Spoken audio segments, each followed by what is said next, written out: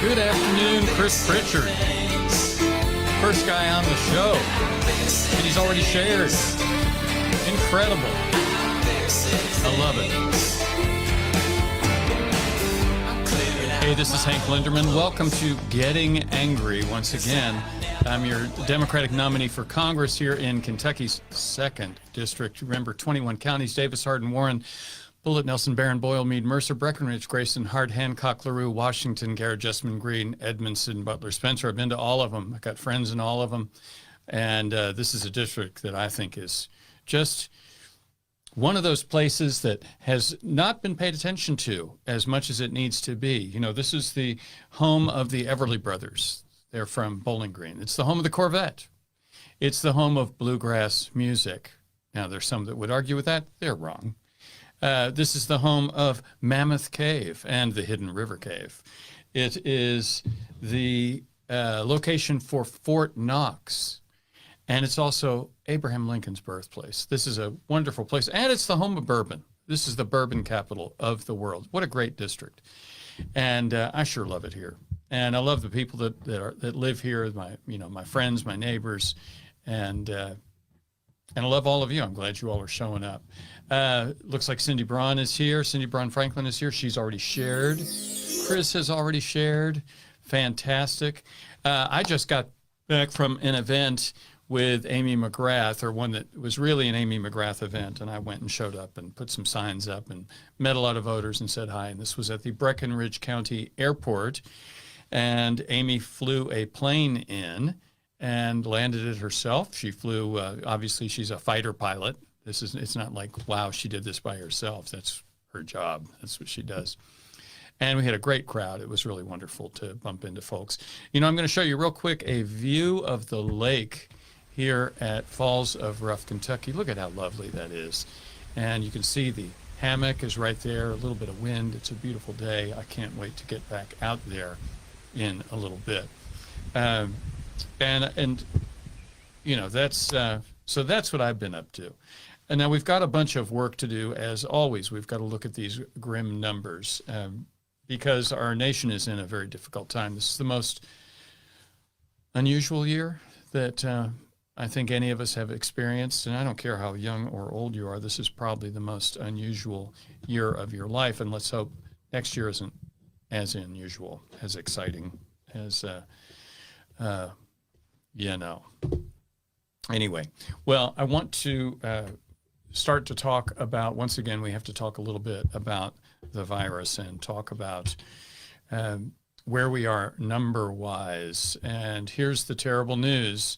This is as of yesterday. As of today, we have gone to over 190,000 deaths. And try to think what that means. That is over 60 9/11s. It's just hard to imagine how we are tolerating this level, and a government that is not willing to even come up with a plan. The plan's going to be really simple. It really is. You know, we are 6 weeks away always from doing the right thing, which means shut the country down for 6 weeks, pay us all to stay home, because that's what's going to be required, and end this. Let's get this over with, like the rest of the world has done. We are now the worst in the world, or the best, depending on how you look at it. Notice that Brazil and India are also accelerating their descent into this, but there's still, Brazil is a few million cases behind us, and the same with India. Let's look at the states. These are the top states, and California continues to be the state with the most amount of total cases. They don't have the most amount of deaths, but look at the new deaths in Texas right there. Texas is still increasing, and Texas is a smaller state, so this remains quite a concern in the United States. And I'm not sure what we're going to do here is just wait for someone to do the right thing. You can see Kentucky down there at the bottom. Look at that terrible news. 18 new deaths, which is not the most, I don't believe, that we've ever gotten. Barbara Teachy's here, and Barbara, you know what to do. And yes, it is so peaceful. It is really wonderful here. Anyway, notice in Kentucky we had 806 new cases yesterday. That is a new record for the second most amount of cases. Probably it's actually the new number one, because the day that we had over 1,000 cases was because a bunch of cases had not been reported at a correctional facility. So, I think that's the reality of things, that we still aren't dealing with it. As you all know, what I want to do is to go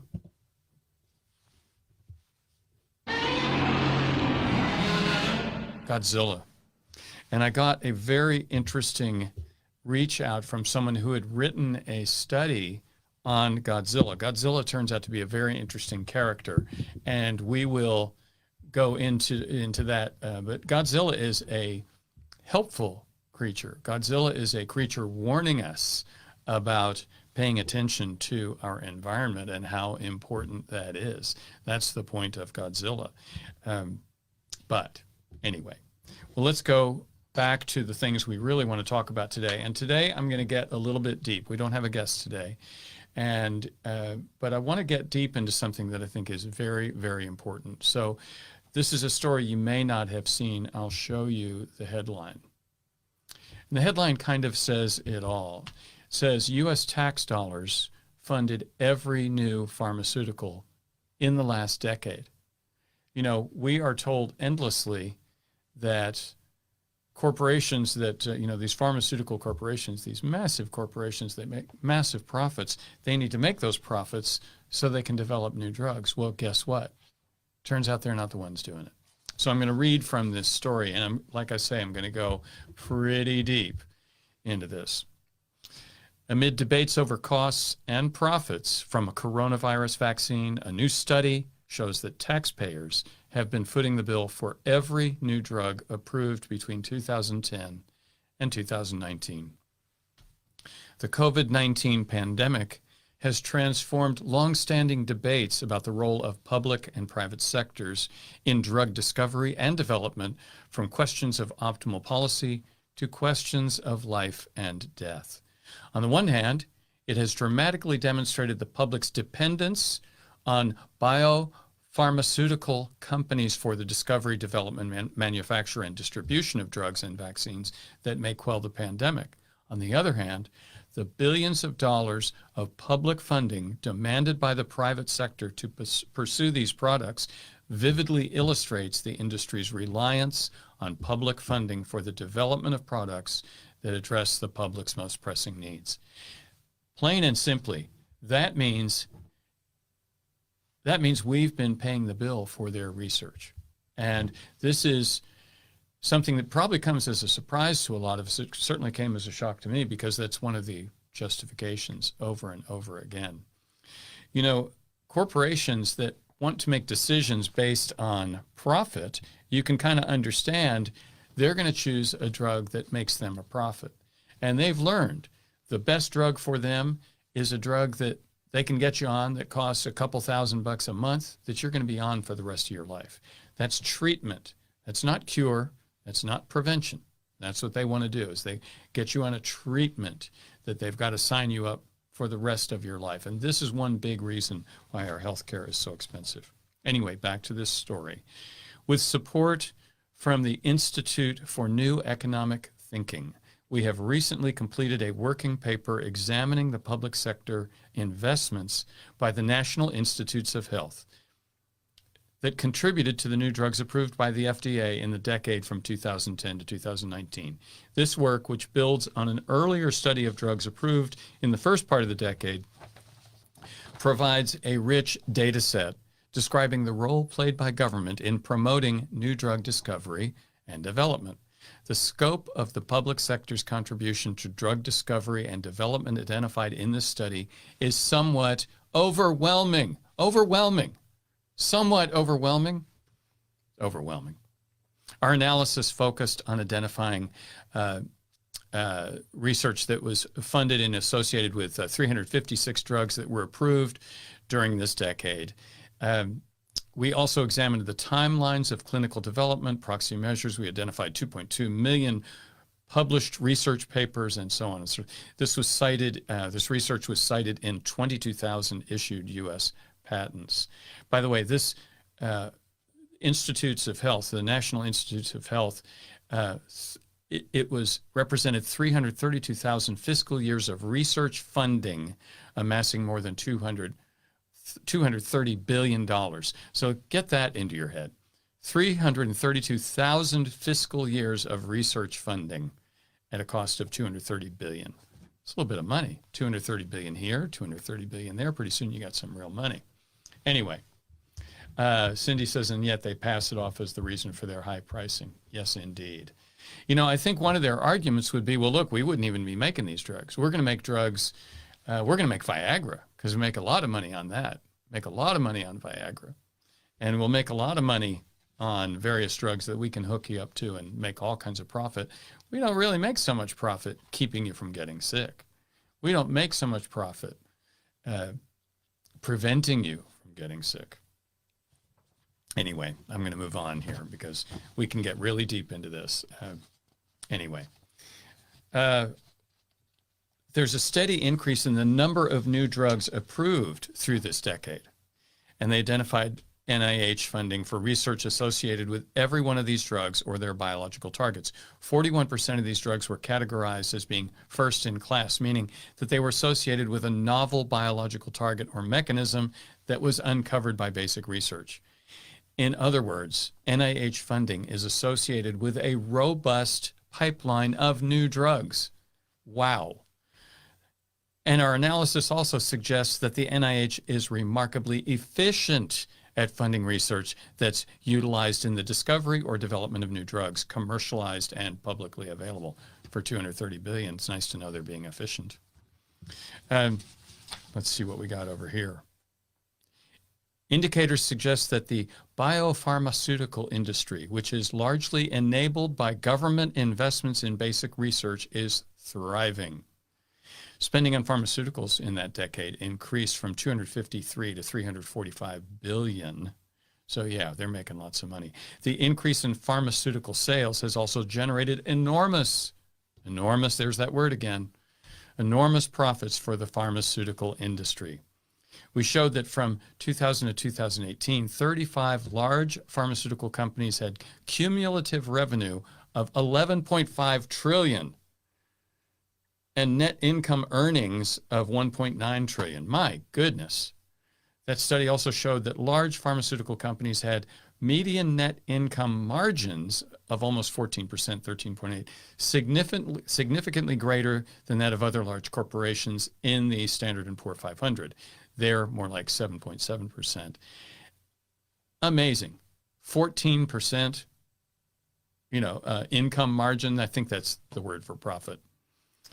Now, it's less clear that the goals of this government funding are being met.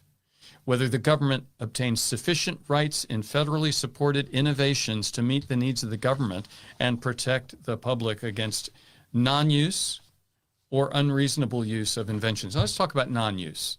Non-use means that they develop a drug and some companies lobby to get control over it, and then they realize, it's going to put this other drug out of business. So let's just not use it.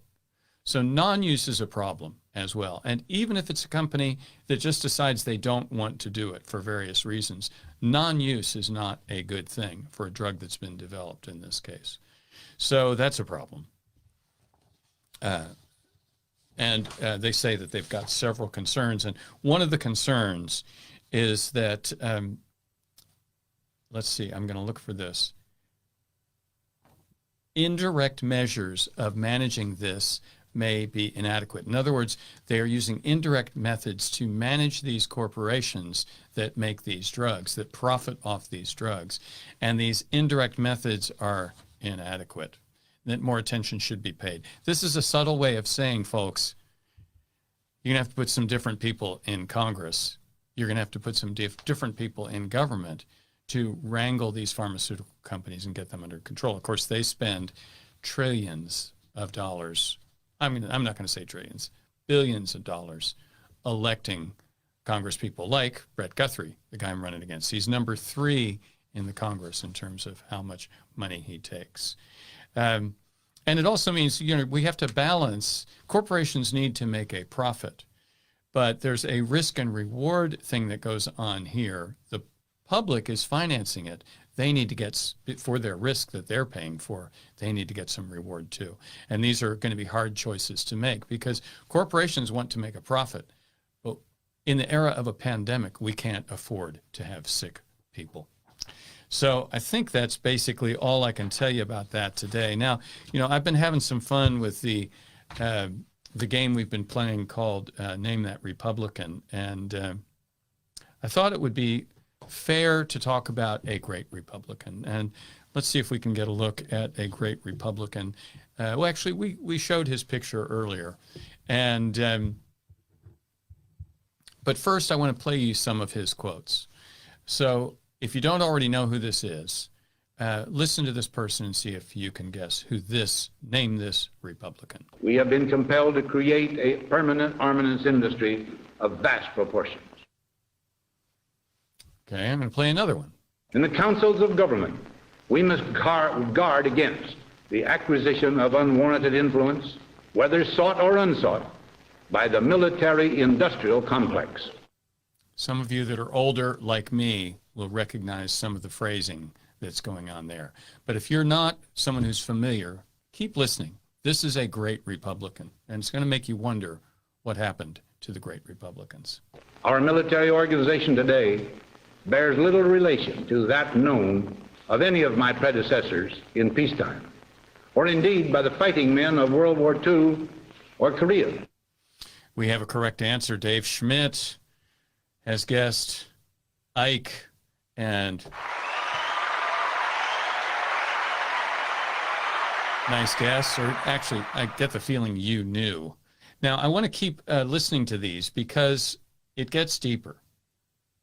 The potential for the disastrous rise of misplaced power exists and will persist. Absolutely true.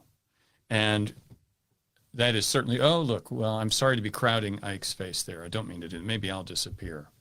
A few more. Let's listen to just a few more of these. We must never let the weight of this combination endanger our liberties or democratic processes. This sounds like a pretty reasonable guy, doesn't he? Only an alert and knowledgeable citizenry can compel the proper meshing of the huge industrial and military machinery of defense with our peaceful methods and goals, so that security and liberty may prosper together. Let's remember, if you don't know about President Eisenhower, a couple things to understand. He was the commander of the Allied forces during World War II. He commanded all of the Allied forces. And Chris Pritchard says, if he's not mistaken, he was asked by both Democrats and Republicans to run for the presidency. He had the support of the entire country. But there's some interesting things about him and about his presidency. After World War II, our country was flattened.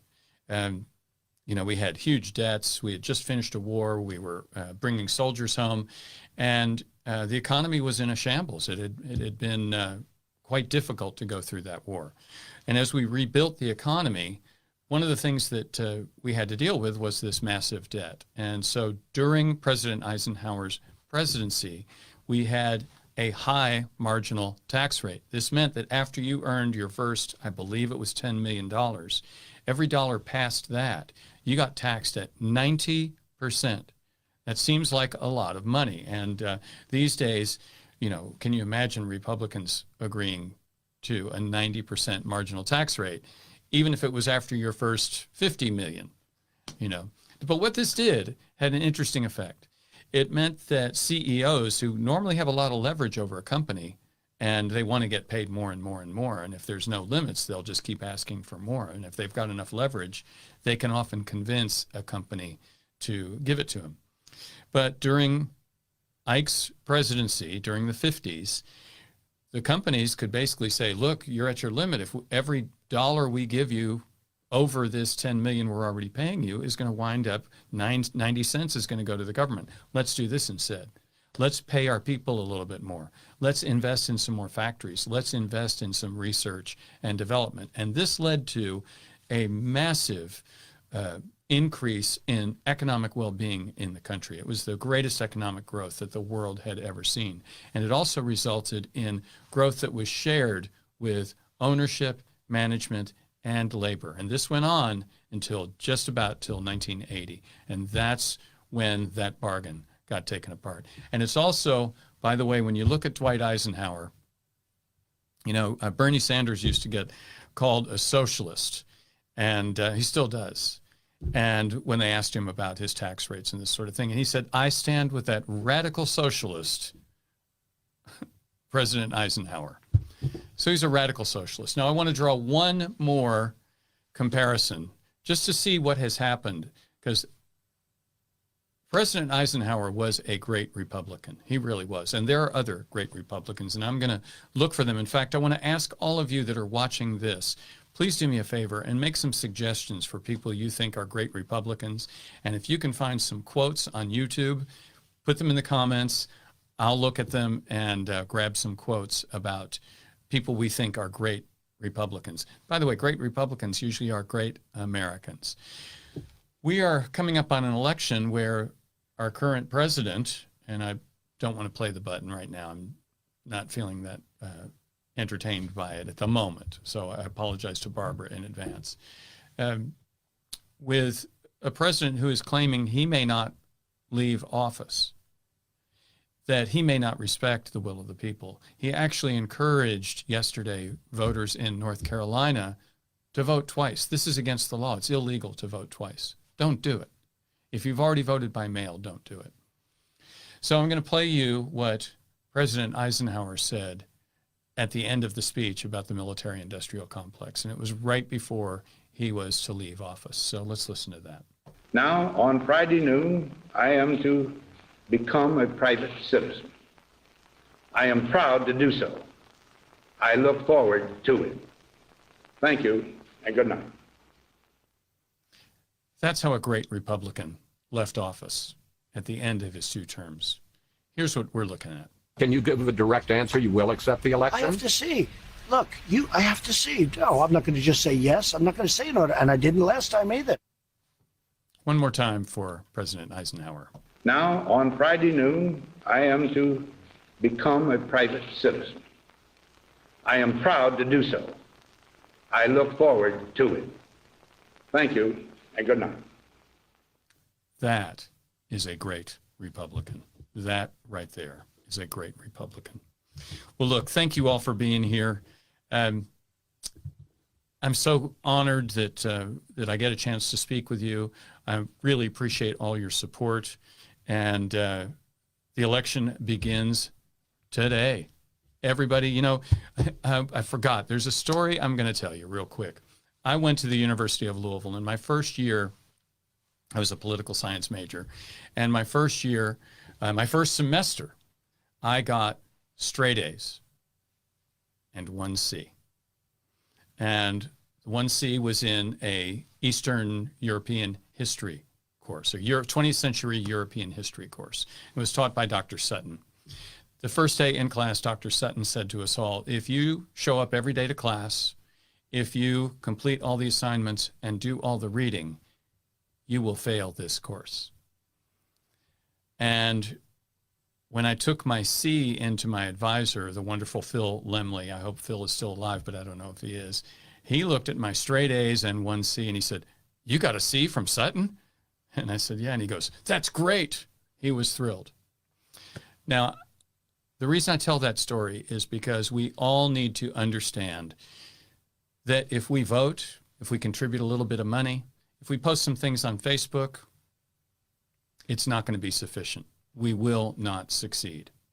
We now have to do more than we have ever done in our lives to make a difference in an election.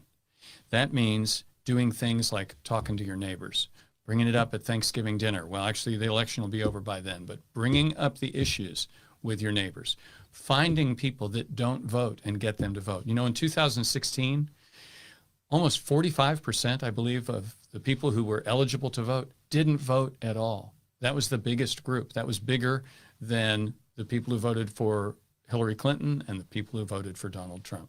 The biggest single group was the people who didn't vote. So all of us need to become people that look at this problem and decide, what can I do about this today?